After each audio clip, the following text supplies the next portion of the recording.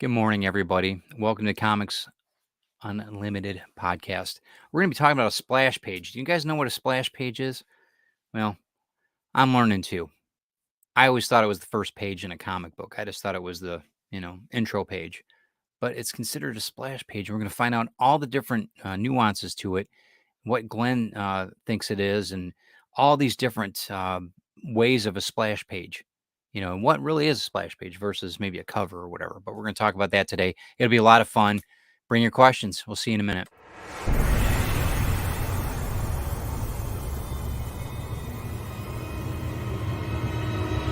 Welcome to the Comics Unlimited podcast with your hosts, Glenn B. Fleming and Ted Davis.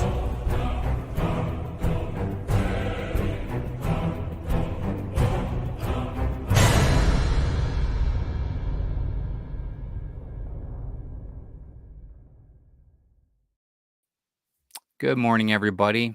I'm Ted Davies. I'm an artist and author. How about you? Who's this guy? I'm Glenn Fleming, and I'm an artist and author and a publisher too. Also, hey, we are publishers now, aren't we? We're publishers, yeah, we are, yeah. And there it is. This is why we're here. This whole thing that we're doing right now is under Comics Unlimited, and this is our new magazine that we're bringing out. Publication about comics, the common ground of comics, and the history of them, and where it's going, where it's been. Great articles, interviews. Yep, big time.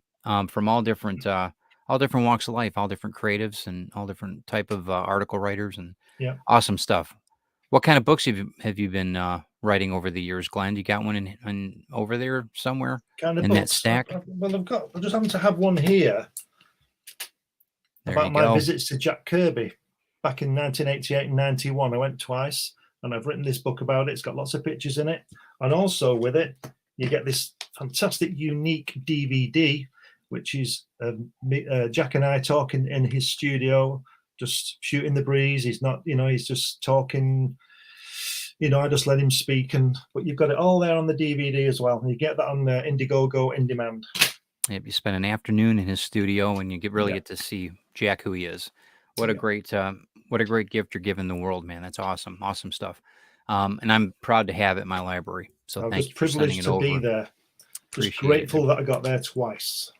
That's good. I'm glad that you did. I'm glad, and the world's better for it. I want to talk about Cashman's Comics real quick. Our sponsor, John, is celebrating 26 years in Bay City. They sell anything as far as new comics and that. Check out what they've got. He's a wealth of knowledge. Check out everything. He will ship actually worldwide if you pay for it. So check it out. Say hi to Petey, the dog, if you're lucky enough to be in Bay City, and check out everything John is doing. John Cashman's. Or actually cashmanscomics.com. All right. So today we are talking about splash pages. Mm-hmm. So who came up with the term splash page? I don't know. It's always been there for me. When I used to read the Marvel comics in the 60s, mid 60s, mm-hmm. It was always in the letters page and on Stan's soapbox and all that kind of stuff. It was always in there. So I don't know. No idea. I mean, it's great. I mean, there's nothing wrong with it. I want to say good morning, everybody, too. Donna's in the house. Eric, we got Joe. If you guys could like and share this out, that would be really helpful. We appreciate it. Everybody on Twitch, too. I got a lot of people coming through on Twitch, so thank you for stopping in today. I know that, it was always confusing. Like I asked you prior to being on air, what is a splash page? I mean, because, if it is the intro page, that's what I always just thought it was. It wasn't I mean, I may be wrong. This is just my opinion, but I think it's the introduction to the story, because what Jack Kirby did with his Fourth World, he started to put his splash page on page 4. So you had like a prequel type of thing, an intro thing of what was going on, and then you like boom. It's a splash page is generally a full page. Yeah, and the samples you'll show. But it's generally the establishing point of the story. So it's like a recap to possibly prior. It's where you are now. It's where the story begins, because some splash pages are sort of quite tame, but by that I mean they're a soft opening. But as we'll see with the Kirby stuff, with that Captain America one, it's real bang right in the middle of the action to start with. It gets you straight away. There's no introduction. You're there, and it's just an incredible page. Just smacks you right in the head. Yeah. Yep. And Kirby did that a lot with his Cap run in the 60s, and I think that's possibly because he only had 10 or 12 pages, so he didn't have the luxury of a couple of pages to introduce you in a softer fashion, so to speak. So what he did, he threw you right into the action. Right. It's kind of like a lot of the movies now. I know that in script writing, that's been one of the things with Craig, with Retrieve. He's taking I'm building up the story from the beginning. He's throwing you right into the mix, like boom, here you are, and then we work our way back, and it's like, wow, okay. Yeah. Let me show that picture since we're talking about it. We decided to throw the pencils up here of this. This is Kirby's. Tales of Suspense 66. 83 from 1966. Now, I remember this when I was a kid, thinking like, wow, look at that. Because what we've got, Stan Lee's words are great. Look at Captain America, and it's not Captain America. I think it's a super adaptoid guy or somebody he's called. He says, he must think I'm the real Captain America. So we immediately know that isn't Captain America. But look at this guy coming through the window. I mean, how fantastic is that? And that's the first page. That's the splash page. And it's like, boom, you're right in the action. You don't know who he is, apart from maybe the title. Right. But you don't know what he's doing. He might be friendly. You don't know whether he's fallen off a building or whatever. You don't know what the hell he's doing. But look at what an entrance that is. I don't think we'd ever seen the Tumbler before. And what an entrance. I mean, look at that. Do you think that, you knew Kirby, so do you think that it took him time to lay this out, or do you think he was just going for it? I just think he just did it. Ros Kirby said to me when she used to watch him draw, it was like he was tracing it.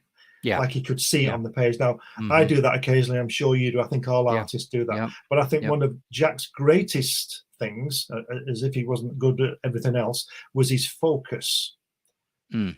Oh, it's like a laser I think he had precision, tremendous focus. But I think he couldn't even drive. They got to the point where they didn't let him drive anymore because he was so focused on his drawings and stuff. I think two things going on with this with the makeup of this page. One is fantastic artwork and everything and talent, but there's also experience.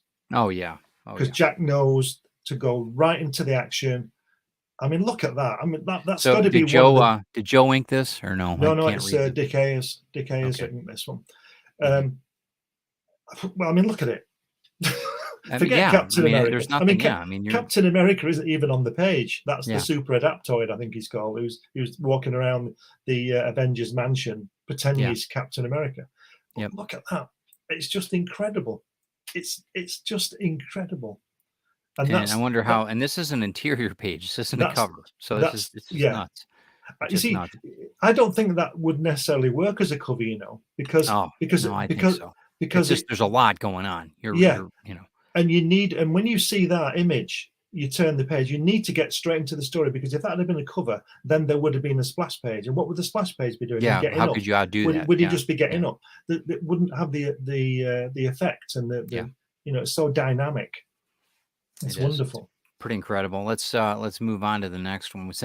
Since we are talking about right now, and if you're watching on the playback, Thor's coming out this week, right? And we want to make sure we had something of a Thor presence here. So, you see, this is another thing that because obviously I remember these things when I was a kid. Two things hit me on this one: Bill Everett inking. Yeah. Vince Coletta was removed, whatever, and Bill Everett came in and continued this. And I just wish Bill Everett would have done a lot more. But what we see here is this fantastic god, right? Because he's a god, isn't he, Thor? On an ordinary roof looking down. And look at those buildings. But the composition of it, his elbow forces you to look below to the street rather than him. And everything going on there. And again, it's a fantastic introduction to the comic. As I remember it, the cover was the cover the one where they did like a split screen thing. There were 4 or 5 drawings of the cover on that thing. One. But I think there was a dispute going on because this came out just before Kirby left. So I don't think Kirby did the cover for this, and they just took images from the interior. I'm not sure, but that is a great juxtaposition, if you like, of this Norse god with Earth, with what we know. Yeah, and that's the beauty of that. But it brings you right in. And then, of course, you get the title and he's telling you what's going on. He's complaining and everything. But it's just a fantastic introduction again. And Kirby again. I think of Jack Kirby. Sure. He was. He's a god. He was a god amongst artists too and creators. Yeah. This is probably. I have to say, this is one of my favorite. It's just awesome. It's just it's acrobatic. I mean, it's just awesome. It's just awesome. I think that Ross Andrew, the penciler there, was probably one of the underrated artists of the time. I mean, who draws a figure like that? That's incredible. Well, to me, when I first got that, I opened it up and I thought it looked like Gil Kane. And then I thought, well, it's not Gil Kane. And then I thought, it's not Ditko, is it? Inked by somebody else. But it's got that balletic Kane Ditko vibe. Oh yeah, that is incredible. That is just an incredible drawing of a person. On that, just unbelievable. And just unbelievable. Excuse me. And look at the freeway at the top of the leg. Yeah. It's just incredible. But what a great introduction. Yeah. And that's the way to introduce it. Everything, all the word bubbles, everything is positioned beautifully. Yeah. I mean, it was really well thought out. Really. And there's something else I've noticed about this drawing, this page, is the way that, again, we will never know. But I don't think that if let's say Steve Ditko had drawn that and Stan Lee was writing it, I think some of them boxes would have cut into the illustration. Yeah. But who's the editor? Len Wein. He said no. That is such a beautiful drawing. Len's great. Yeah. I'd love to see the pencil work on that if it's around. It is. I think that is probably out of all Spider-Man. That's beautiful. That is one of my favorites. It's incredible, yeah. And I'm glad that we have it in color because I think it adds just enough. Especially when it bleeds on his ankle. That's the best part. Yeah, right. Well, that's and on his face. That's part of it, man. That's the whole movement of it all. Okay, one of your favorites, storylines. One of your favorites. I think it is one of the favorites that you keep talking about. It's Dave Gibbons' Watchmen. This is. I think there's there were 4 splash pages on this one, if that makes sense. And I think they all, if you put them all together, they all run like a Steranko in that Captain America, where you had 2 double page spreads, and if you put them together, it's all the same picture.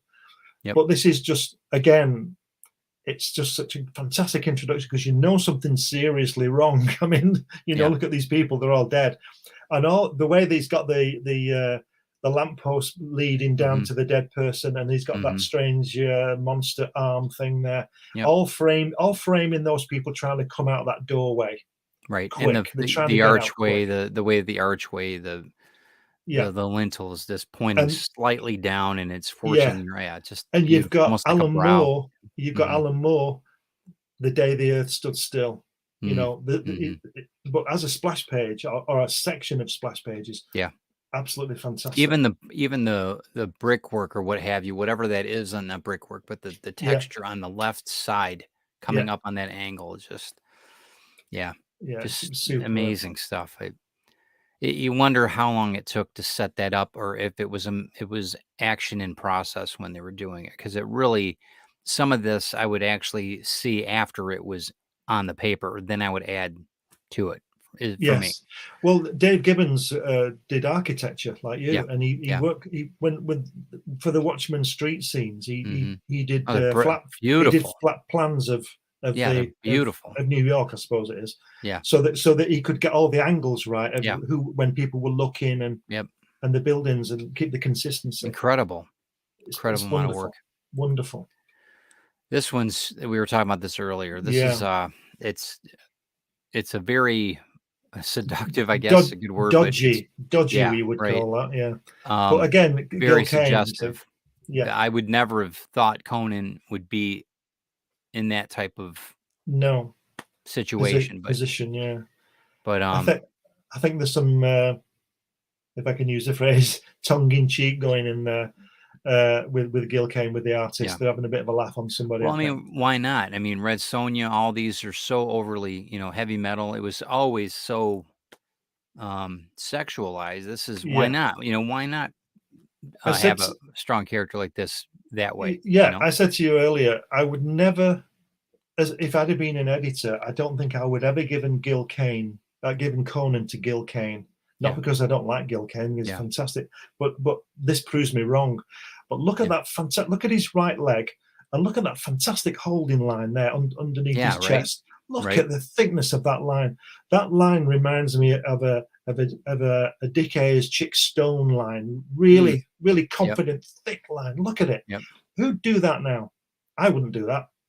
I might do after seeing that, but I don't know. do that. I mean, well, the detail work though is incredible. Yeah, I mean, it's just, you know, I mean, even the way the tapestries are on the floor, it's just incredible. And that wonderful perspective of the vase and the table. Yeah, it's just incredible. But again, back to what we're talking about, a splash page. Right in not the action, but right into the story. You can see he's in pain, he's shackled. What's going on immediately? You know, I suppose in the previous issue we know why he's there. But they've got to cater for people who are just buying it now.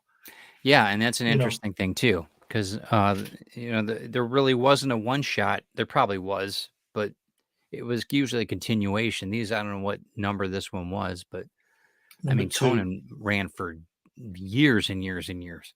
Yeah, you know, I can't. But that inking by Tom Sutton has a lot of what I said to you before, Alfredo Alcala. What's homage to? Because I don't know again, because I'd like to see the pencil work on that, but I doubt Gil Kane did that carpet like that. Yeah, I doubt it. But I may be wrong. But and I also think that maybe Roy Thomas has said, or Tom Sutton has decided that he would do the Alcala inflection, because previous to this, I think it was Buscema and Alcala, and it was the art, as you know, the artwork was so beautiful. Oh yeah, but I mean, it harkens back to the Prince Valiant very much that whole.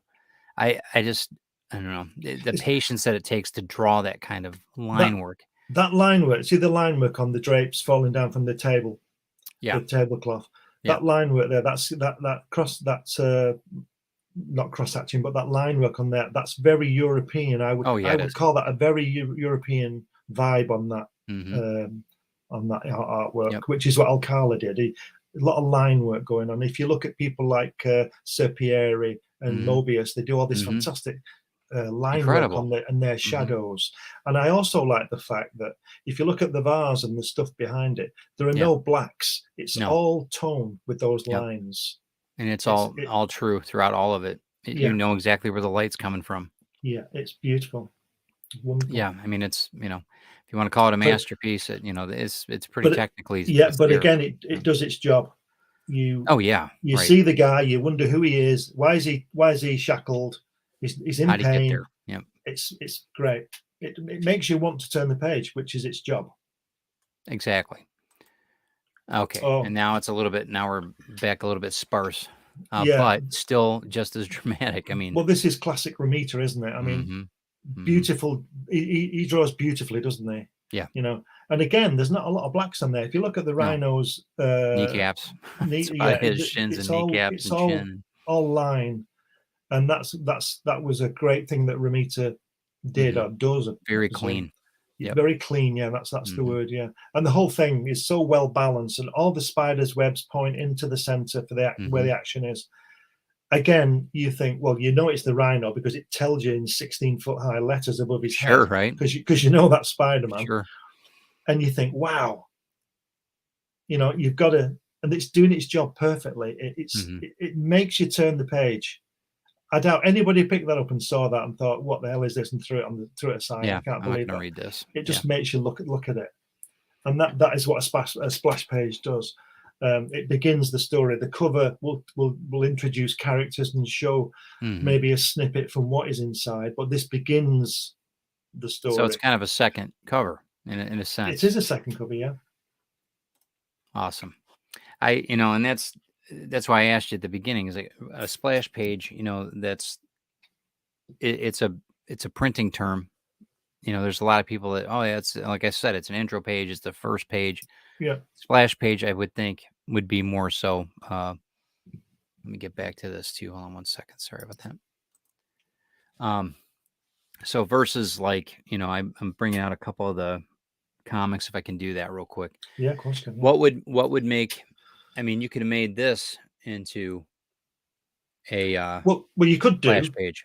You could do, but you would have to follow. The next page would be the fight, and that isn't the case. That isn't the case in that issue. This is show. This is a cover showing you what's going to happen. Right. I don't know what the splash page for that is, but I'm not going to open it. No, I don't open it. But it's a different thing. But because a splash page is part of the story, the cover isn't really part of the story. It's just showing you what the story is about. If that makes sense. Yeah, no, I know. And we're talking about I'm bringing Fantastic Four in because I want people to see look at that. The variety of what they did. I mean, it was incredible. In that era of how, but I could see a lot of these possibly being, depending on the writing and that on the outside, and that could be a splash page. But it doesn't make you want to turn the page. It's interesting and it draws you in. I don't know. And again, we talked about this too. This type of, look at that. The reds, of course, that bold, and then the triangular pattern of how they're drawing your eye down and over and but see, again, even Reed's left arm curls back into him to make your eye go back into the drawing. Right. It's very subtle. It's not a mistake. It's not a mistake. Every line has value. Right. But again, this could be a splash page. I think only if that situation carries on the next page. That's the difference, you see. Yeah, I got you. Yeah, look at the lines that just bring you right to the center of that. Right. And I love the compassion, the way that, not to undermine Sue's, as a female, but the way Reed is pointing to her to keep back. He's protecting her. I like that kind of thing. And they do that a lot in the Fantastic Four. Oh, yeah, they look after Sue. And that doesn't mean that she's not.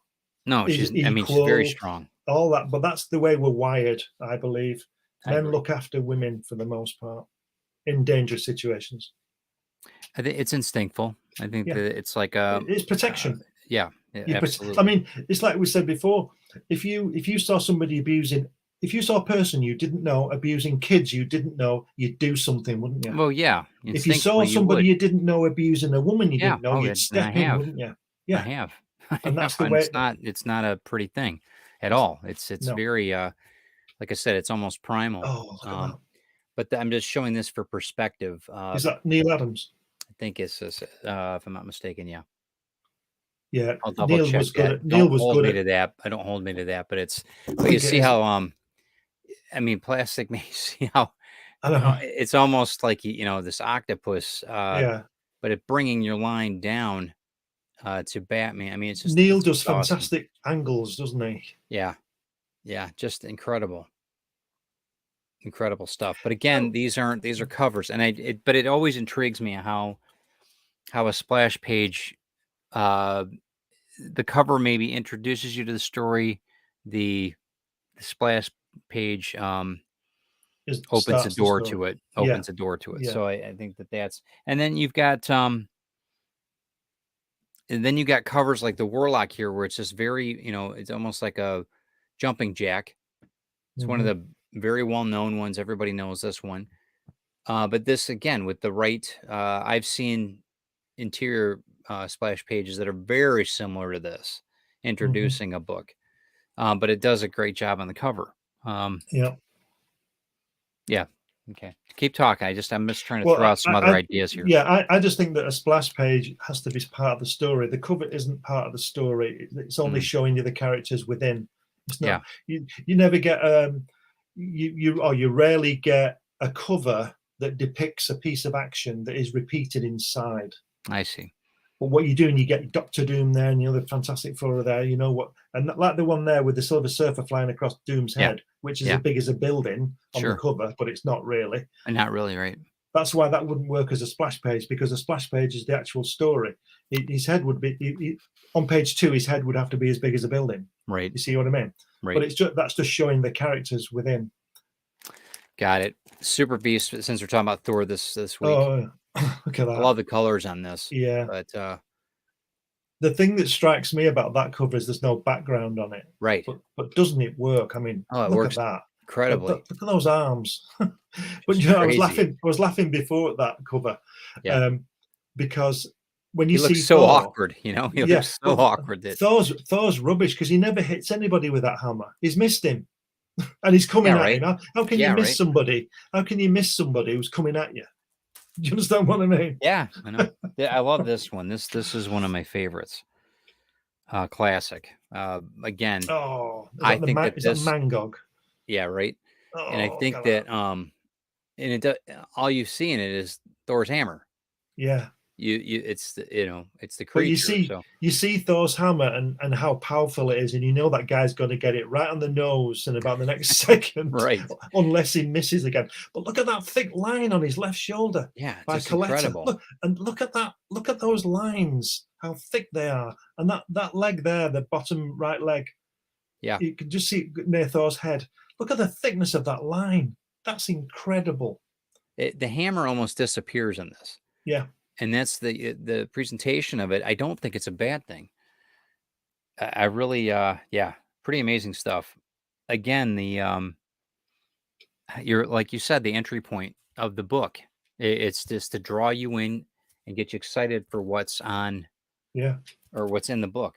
I think the best Thor cover ever, if you could pin it down, is the I don't know what issue it is, but where the Thor's sort of dead and there's a big hand holding him. He's folding back. I don't know which one it is. I don't recall it. It's amazing. It's just amazing. Somebody's holding him up. This is and I really like the Mighty. I like this one a lot. This is a really clean copy of this one. But again, he's swinging that hammer. He's like swinging it, doesn't he? A bit of a swinger, I thought. Yeah, I guess. Do you know I had all these, and I know you did, and I'm not rubbing it in.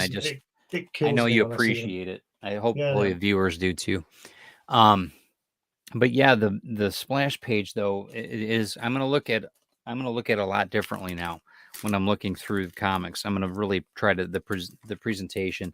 I'm not gonna necessarily look for it for the artist, and because that was when I first started really noticing artwork in that or artist names. The first page you would have that splash page. You'd have on the older ones at least the listing. Stan Lee would say something about Jack or some name. Yeah, he would name him that whatever. What did he call him? Jolly Jack Kirby. Yeah, Jolly Jack. Jack King Kirby. Yeah. And Jack said, I would never describe myself as jolly at any time in my life. Right. So, but that's I don't know. I mean, there's a lot to be said for it. There's I've got a couple. Let me do this. I'm going to put you full screen. Do you have any of your comics that you could show off? Yeah, I can show a splash page of mine if you want. I'm gonna grab some comics that are open that I don't have bagged, and I'm gonna show you some of the interiors. We'll go through a couple of them real quick. Give me 1 sec. Okay. Bring you up here full screen. There you go. This is hatch number 1. Now this shows you what's going on with the guy. You don't know where he is. You might be intrigued or not, but when you open it, the splash page is that's where you are on this asteroid. And then when you turn into it, you see what happens inside. But it's an establishing point. I haven't got anything else to show, but if you imagine back in those days, you would have a comic that was 20 pages interior. And as I said earlier, when Jack was doing Captain America in Tales of Suspense, they alternated with the stories.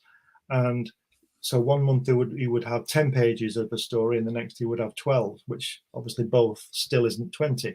So he wouldn't have as much time to lead you into a story. So that's why those Captain Americas are so good, because he just drops you right into the story to start with, and makes you.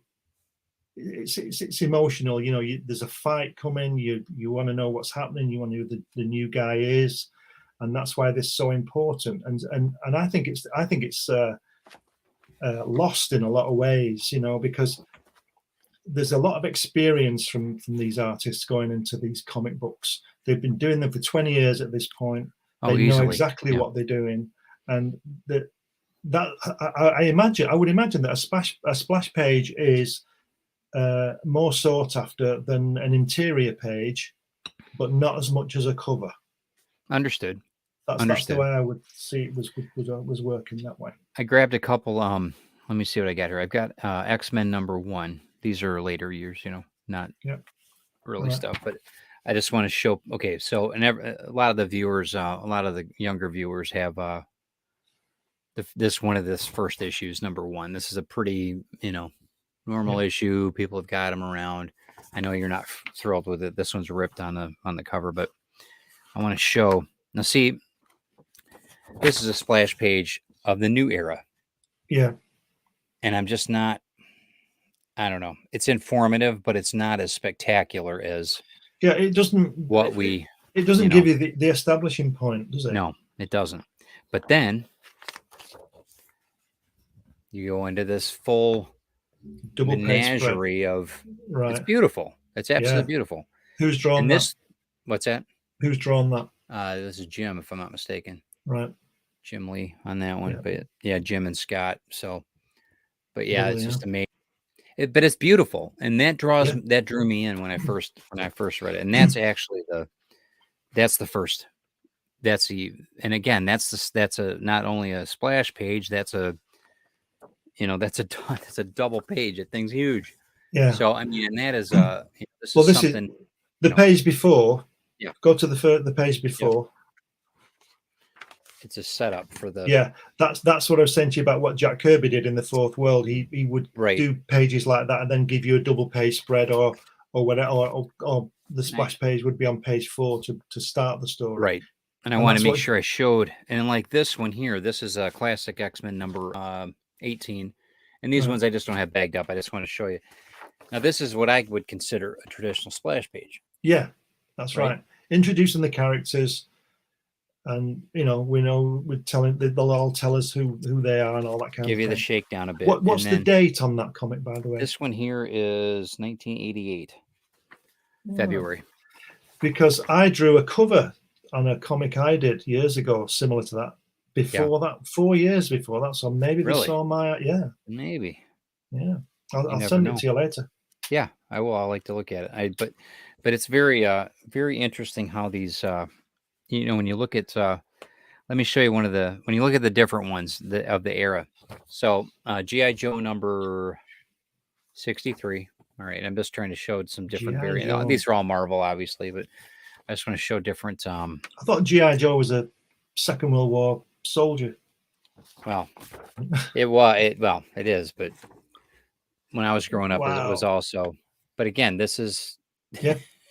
Nice establishing shot there on his holidays in the middle of a wrecked helicopter. Yeah. Right. Like you do. So, but again, you were talking about the placement of word bubbles and everything. Yeah. It cuts right in. I mean, it's cutting right into the whole. Yeah. I don't know. I don't agree with that, but because I agree. It's about the art, I agree with your disagreement. Absolutely. I think the writer's got to. And maybe they got it. Maybe they got it late into the story, but. Let's look at a DC book. So we got Justice League here. The end of the Justice League, number 260. Again, very, typical. A lot of bright colors, blah, blah, blah. Doesn't impress me at all, but whatever. We'll give it a shot here. And then here's was that Martian Manhunter? Wow. And then, Okay. So that's. So what's on the next page? Okay. Because that shows you a fight. What happens and then next. It goes right into the 6-panel or 9-panel. Exactly. Yeah, that's what it's doing. Straight away. That's exactly right. And that's okay. I don't, like I said, teach their own. And I can understand why some of these comic books are so epic, because we were so impressionable as kids, when we were 9 or 10, that might have been really, that's great, and then, but we look back on it now, it's like, okay. I think we knew it wasn't real. Yeah. It's like, I just, I don't know, man. At least I did. I didn't go around punching people. No, right. No. And I don't That's think great. comics make people punch people. No, I don't either, think so at all. because Genghis Khan wasn't reading comic books and he No, punched I a few don't know people. if he read, but yeah, Exactly. maybe he read. God knows. Okay, let's get back to some of these comments. Sorry, guys. Yeah. Let's get back. Okay. Eric says, good morning. Donna says she has to pick up fur baby at 9.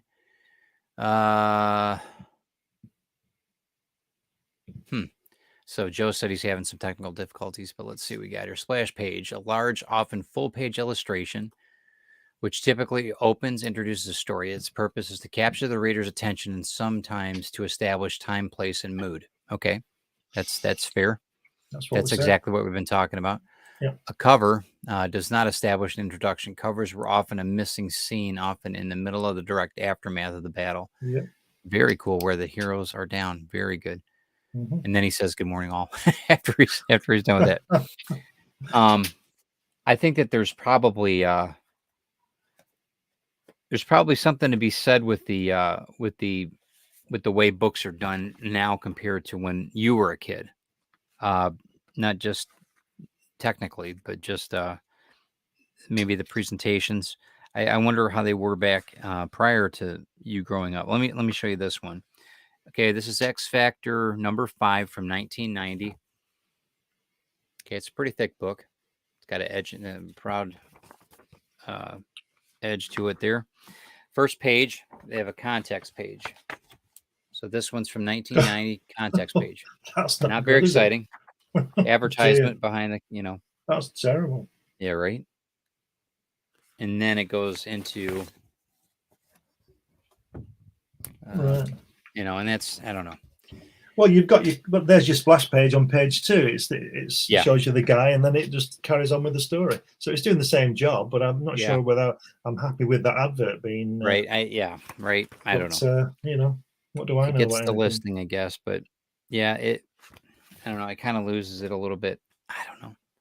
There's a lot of things. I mean, I think that we're all learning still, but I think that there's so many comics out there that you're just, it's kind of daunting. But they don't really have there is a set. I guess years ago there was a set to it as far as what's the first page. This would be an idea, wouldn't it? I just thought of this. These new artist editions where they have Jack Kirby's Fantastic Four and all that. Yeah. If anybody's listening out there, why don't you do a similar book of splash pages? That would be cool. Jack Kirby Fantastic Four splash pages. Yeah. Just reprint the first 100 books that he did in that format. Splash page only. Or 50 and have 2 volumes, Mm-hmm. I'd buy that. Yeah, I would too. That's cool. I like that. Have they done covers? Oh, yeah. They've done artists. There's covers. a guy, Marvel did. I know Marvel did.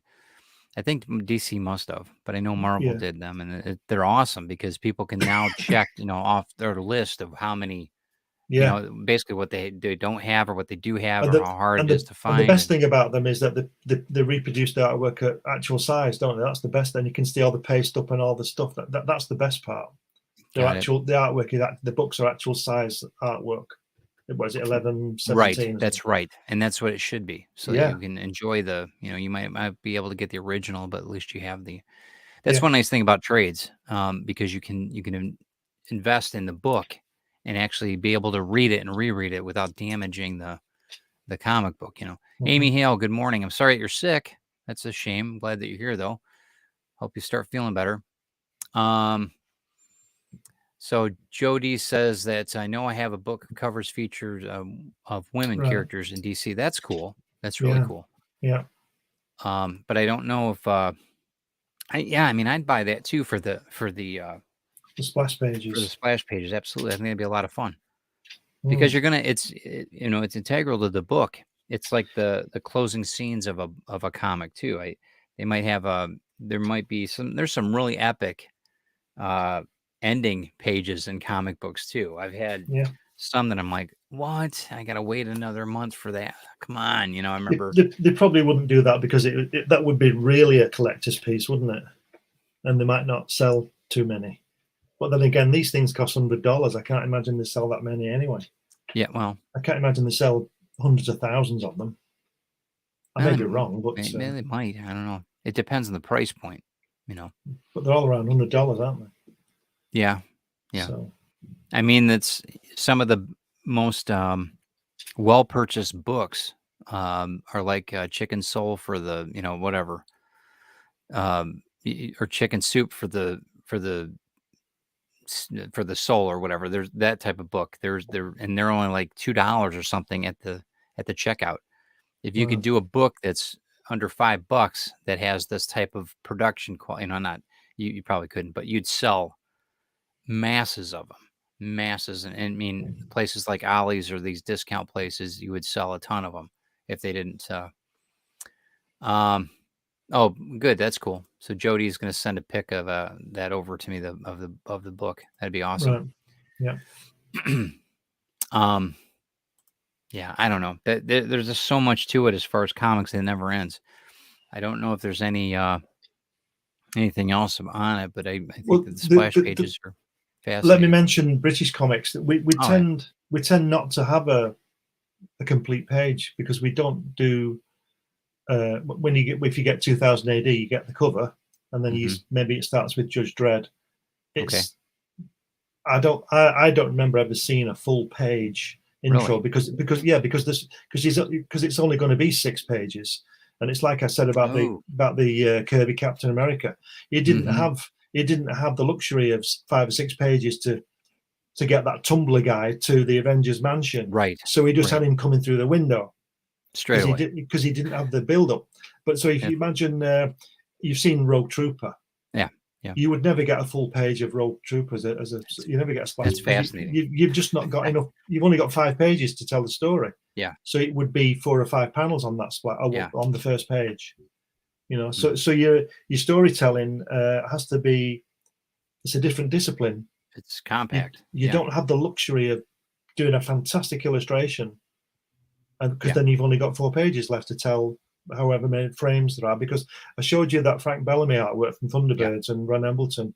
Yep. They had, if you look at them, there are 18 panels on it. When they do the double page spread in the middle that Thunderbirds was, there's 18 panels, and one of those panels says Thunderbirds. So you got the logo, and then there's 17 panels usually. Okay. And that's the script Frank Bellamy would get, and he would design the page. You've seen how fantastic those designs are. He'd have Thunderbird 1 going right across the page, things like that. But there's no room for a splash page. That's one thing on here on our production here on Comics Unlimited. That's our splash page. It's a splash page. Yeah, that's out of necessity. Maybe we should do something like that. That might be fun. Well, let us know, guys. That might be fun. Put Hatch at the beginning of the next. That's what I mean. Maybe there might be something that we could maybe showcase characters of maybe of our own IPs. Our own design or whatever for different or maybe article writer or something of that sort. If they've got a new this is something of a thought. That might be fun. So I'll relegate us to the end. What's that now? I'll relegate us to the last page. Okay. When everybody's done with it, I'll just think, all right, get rid of those guys. We don't need to know about them. Right. So you can't underestimate the importance of a splash page because, like we've established, it's the introduction to the story, and it's just it's a wonderful way as well of grabbing your attention, because that one you showed about the Jim Lee one where there's 4 or 5 panels. Yeah. It still works because when you open the page, there's your splash page, and it's a double page, and it knocks you off your feet.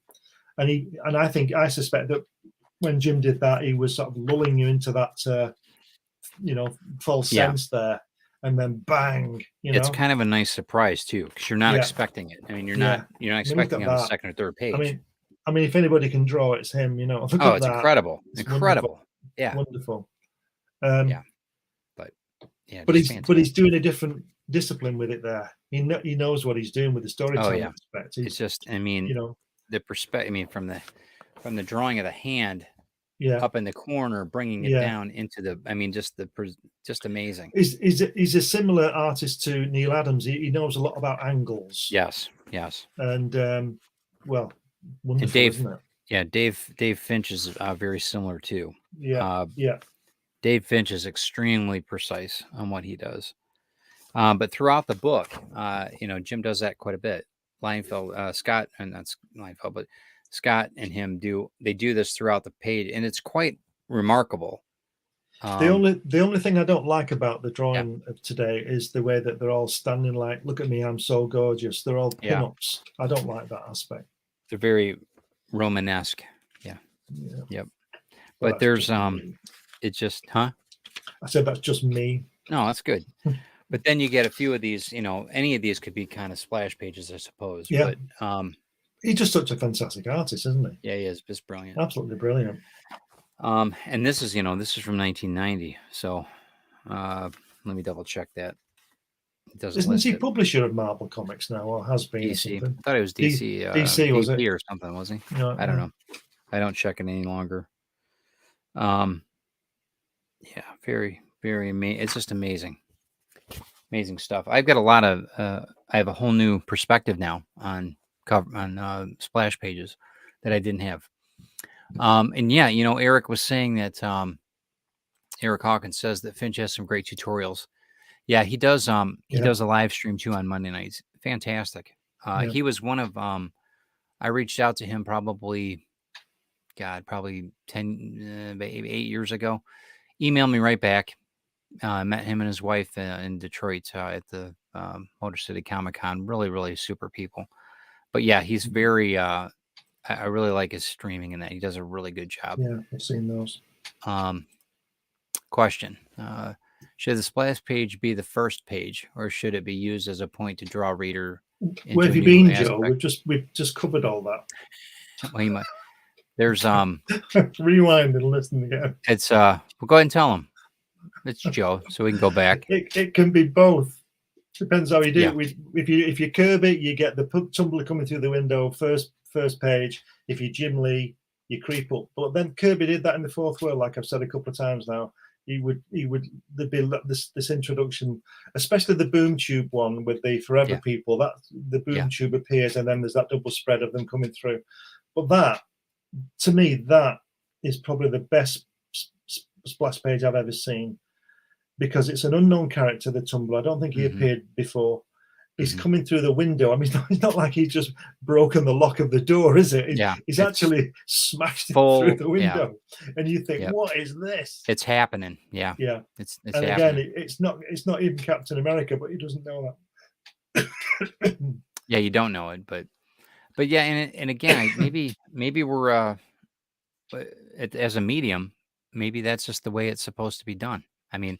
Yeah. Maybe the first 2 or 3 pages, great. I think it depends on. I suppose you could even move it to page 15 if you wanted to. I mean, I'm not opposed to content. I'd rather have a content page. Like even like when we saw prior that we didn't really care for. At least identifying the artist in that. I like that. You could have that on the inside of the cover at least to have something there. Yeah. And a lot of them do that now. Dark Horse does that to where they're telling you who the cover artist is, I like that. Because sometimes on some of these you don't know who it is. Maybe it's on the front cover. This is back 40 years ago. Maybe they signed it, maybe not. You don't know, and you've got to well, I think it's them.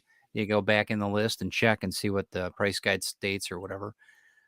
First appearance is such and such, but I think the acknowledgement of the people producing it, I think that's probably a Stan Lee thing, isn't it?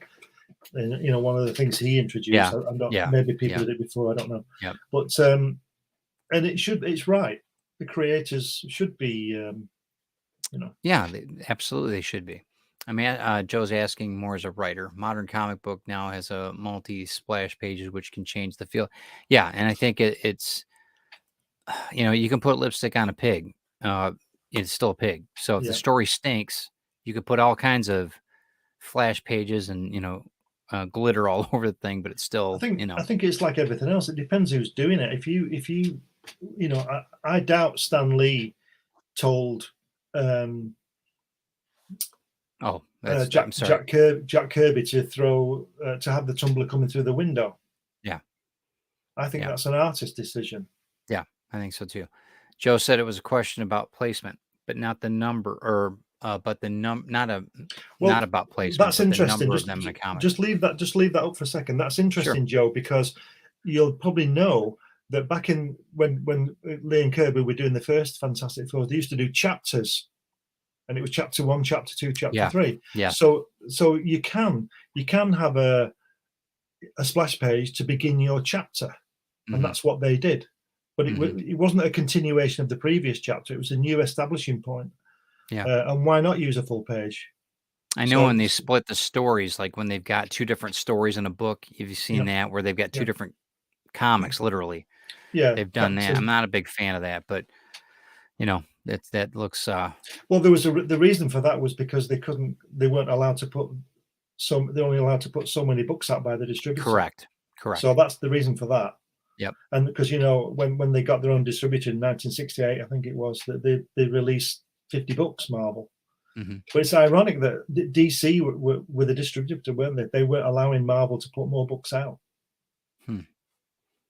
So it is. But that was good. That was a pretty good show. I'm really interested now going back and looking at a lot of these splash pages because I'm not really. I don't think I gave. Well, you can't go wrong if you pick up any Kirby thing, because he's just Steve Ditko as well. There's another one. Look at some Doctor Strange. He does the same. He's only got 12 pages to fill.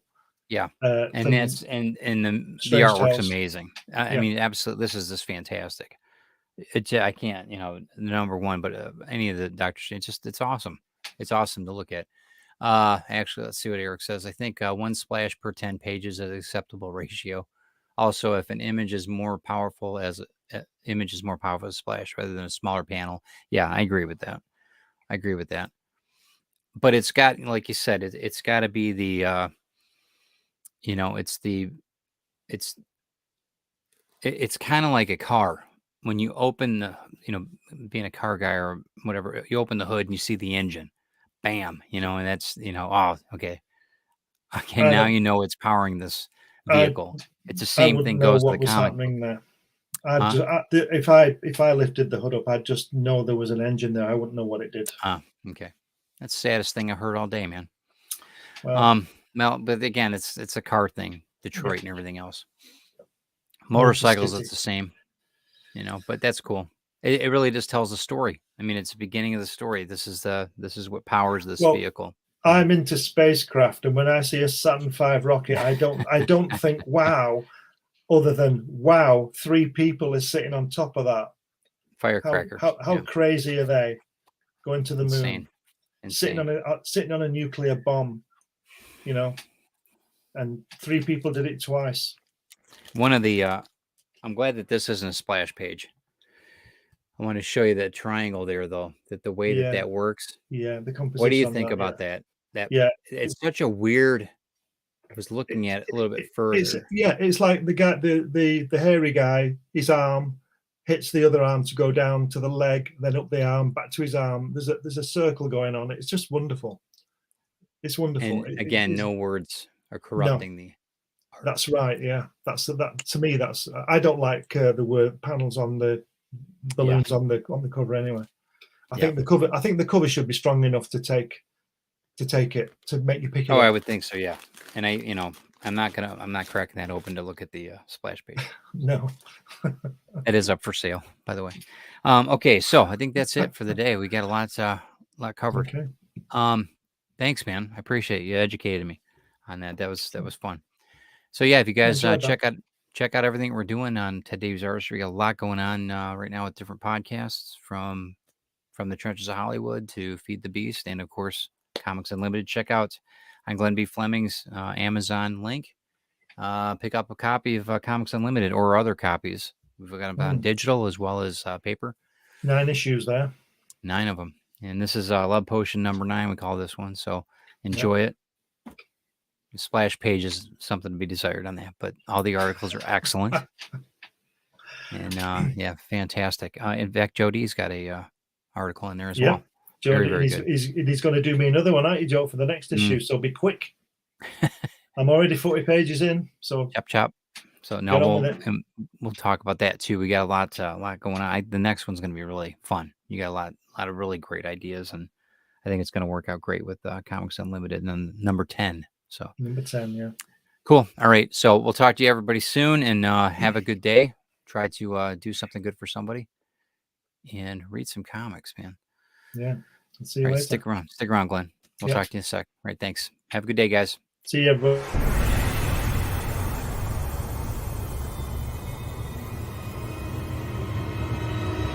Welcome to the Comics Unlimited podcast with your hosts, Glenn B. Fleming and Ted Davis.